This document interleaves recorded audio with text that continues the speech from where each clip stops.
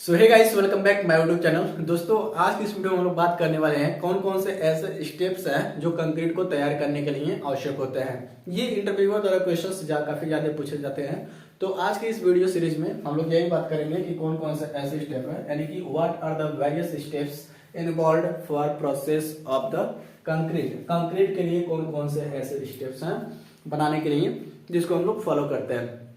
तो site engineer के room में यदि आप जा रहे हैं तो साइट पे यदि आप काम करेंगे तो ये चीज आपको जानने की आवश्यकता है, क्योंकि ये इंटरव्यूअर द्वारा पूछा जाता है। तो इसको हम लोग समझते हैं what are the various steps involve for process of the concreting. तो इसका पहला प्रोसेस होता है, आपने कंक्रीट टेक्नोलॉजी में पढ़ा भी होगा, बैचिंग, मिक्सिंग, प्लेसिंग, ये सारी चीजें। तो सबसे पहले हम लोग क्या करते हैं, बैचिंग। ठीक है, अभी मैं इस जितने भी स्टेप्स है मैं सारी चीजों को डिटेल में समझाऊंगा। तो सबसे पहले स्टेप को लिखते हैं। तो सबसे पहले हम लोग क्या करते हैं, कंक्रीट को तैयार करने के लिए हम लोग बैचिंग करते हैं। बैचिंग करने के बाद हम लोग क्या करेंगे, मिक्सिंग करेंगे। ठीक है, मिक्सिंग मतलब मिलाना। तीसरे नंबर पे हम लोग क्या करेंगे, ट्रांसपोर्ट करेंगे, ट्रांसपोर्टेशन। ठीक है, तीसरे नंबर पर हम लोग क्या करते हैं, कंक्रीट को ट्रांसपोर्ट करते हैं, यानी कि ट्रांसपोर्टेशन करेंगे। और चौथे नंबर पर हम लोग क्या करेंगे, इसको प्लेसिंग। ये सारे वर्ड आपने पढ़ा होगा और आप इसको दूसरी बार या तीसरी बार पढ़ रहे होंगे। तो ट्रांसपोर्टेशन, प्लेसिंग, उसके बाद हम लोग क्या करेंगे, इसमें कंपैक्शन करेंगे। ठीक है, छठे नंबर पे हम लोग क्या करेंगे, फिनिशिंग। और सातवें नंबर पे हम लोग करेंगे क्यूरिंग।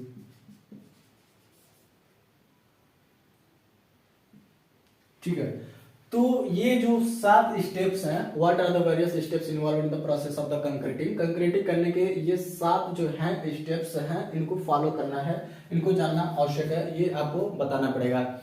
तो batching, mixing, transportation, placing, compaction, finishing और क्यूरिंग। तो आप बैचिंग को लोग समझते हैं, बैचिंग क्या होता है। तो बैचिंग मतलब क्या होता है कि जब आप साइड पे रहिएगा तो वहां पे जो भी कंक्रीट बनाने के लिए इंग्रेडिएंट आवश्यक होते हैं, जैसे coarse aggregate, fine aggregate, cement, water. तो ये मेन कंपोनेंट होता है। ये भी कभी पूछ लेता है कि कंक्रीट के कौन कौन से ऐसे इंग्रेडिएंट हैं जो सबसे अधिक आवश्यक होते हैं, तो इसको भी बताना आवश्यक है। तो बैचिंग में क्या होता है, सबसे पहले हम लोग क्या करते हैं, इंग्रेडिएंट की कितनी मात्रा हमको आवश्यक है कंक्रीट बनाने के लिए, जैसे 1 क्यूबिक मीटर या 2 क्यूबिक मीटर, जो भी हमको चीजें आवश्यक है, कोर्स एग्रीगेट, फाइन एग्रीगेट की क्वांटिटी को सबसे पहले हम लोग साइड पे तैयार करते हैं, जिसको हम लोग बोला जाता है बैचिंग। बैचिंग का मतलब होता है कि कंक्रीट को बनाने के लिए जो भी इंग्रेडिएंट की क्वांटिटी आवश्यक है, जितनी मात्रा आवश्यक है, उसको तैयार करना बैचिंग कहलाता है।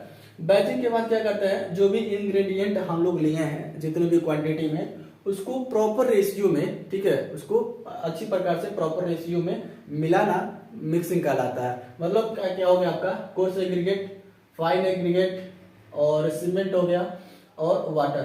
तो इन चारों चीजों को क्या करना है, एक अच्छी रेशियो में, जैसे आपने पढ़ा होगा M20 grade, M25, M30 grade. तो ये क्या करता है, एक रेशियो बताता है, मतलब प्रॉपर रेशियो बताती है। तो उस ग्रेड का कंक्रीट बनाने के लिए हम लोग क्या करते हैं, मिक्सिंग करते हैं। तो मिक्सिंग भी आपको समझ में आ गया होगा। ट्रांसपोर्टेशन, जैसा कि नाम से स्पष्ट है, ट्रांसपोर्ट करना, यानी कि जब आप कंक्रीट को मिला देंगे अच्छी प्रकार से, इसमें वाटर सीमेंट रेशियो जो भी है, आप सभी चीज को इसमें देख लेंगे, वर्कबिलिटी टेस्ट कर लेंगे, कंक्रीट का कंप्रेशन स्ट्रेंथ टेस्ट कर लेंगे, जो भी इसकी टेस्ट होती है साइड पे, इसको कंप्लीट कर लेंगे।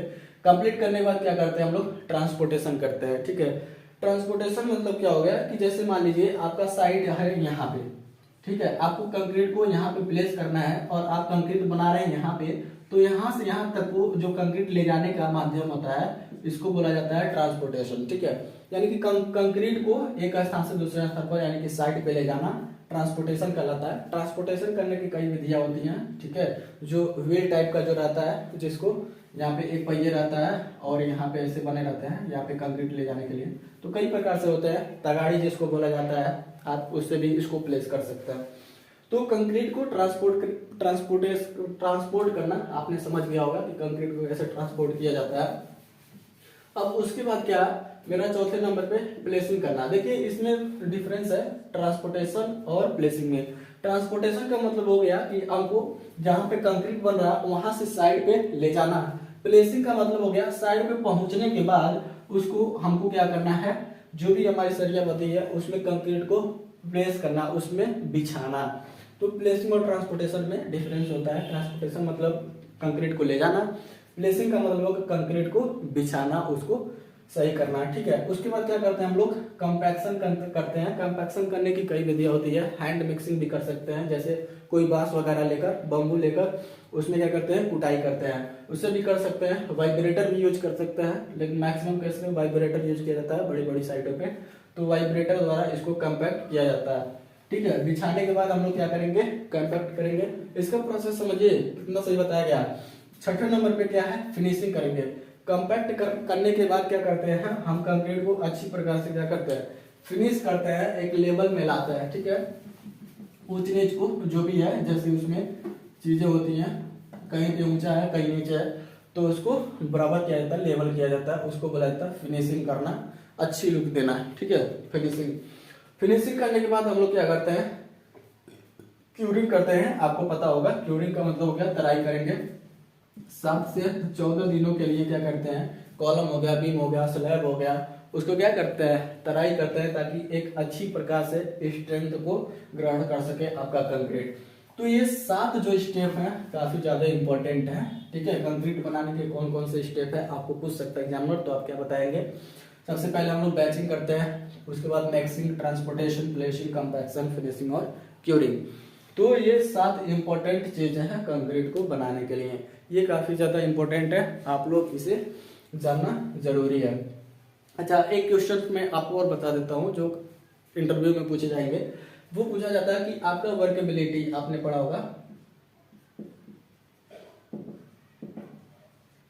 ठीक है। वर्केबिलिटी आपने पढ़ा था। वर्केबिलिटी बेसिकली क्या होता है कि कंक्रीट को हमको प्लेस करने में कितना कंफर्टेबल है, ठीक है, उसको कितना अच्छी तरीके से हम कंक्रीट को बिछा सके, वो हमारा होता है वर्केबिलिटी। इसको टेस्ट किया जाता है, इसके लिए स्लम्प टेस्ट किया जाता है, स्लम्प टेस्ट, ठीक है।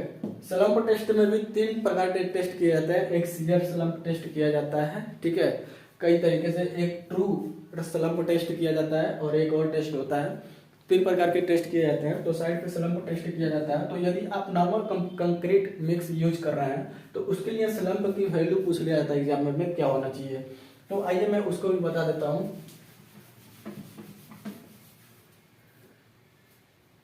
ठीक है, स्लम्प वैल्यू कितना रहना चाहिए एक कंक्रीट के लिए।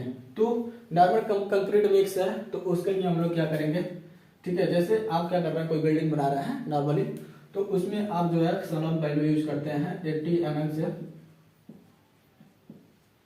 150 mm, ठीक है। इसको टेस्ट आपने किया होगा। स्लम्प टेस्ट कैसे किया जाता है, इस प्रकार से एक स्ट्रक्चर आता है जिसमें कंक्रीट को भरकर, इसमें 4 बार 4 लेयर में भर के उसके बाद 25 बार रॉड से कुटाई करते हैं। रॉड होता है, करने के बाद इसको निकाल लिया जाता है और यहाँ पे एक रीडिंग पड़ा होता है। उसके बाद जो रीडिंग स्केल होता है उसको यहाँ पे लगाने के बाद देख लेते हैं कि कितना हमारा कंक्रीट वर्केबल है। तो ये होता है 80 mm से 150 mm तक हम लोग नॉर्मल कंक्रीट के लिए यूज करते हैं। यदि आप कहीं जैसे मान लीजिए डैम बना रहे हैं, ब्रिज बना रहे हैं, तो वहां पे जो वर्केबिलिटी टेस्ट लिया जाता है, वर्केबिलिटी स्लम्प का वैल्यू जो लिया जाता है वो लिया जाता है 25 mm टू 50 mm, ठीक है। ये हाई मतलब जो कंक्रीट यूज किया जाता है उसके लिए 25 से 50 mm तक लिया जाता है, ठीक है। तो ये चीजें हैं जो काफी इंपॉर्टेंट है, इसको आप लोग पढ़िए जरूर। और बाकी और क्वेश्चन का सीरीज मैं लेके आऊंगा आगे नेक्स्ट वीडियो में, तो चैनल को सब्सक्राइब जरूर कर लीजिएगा।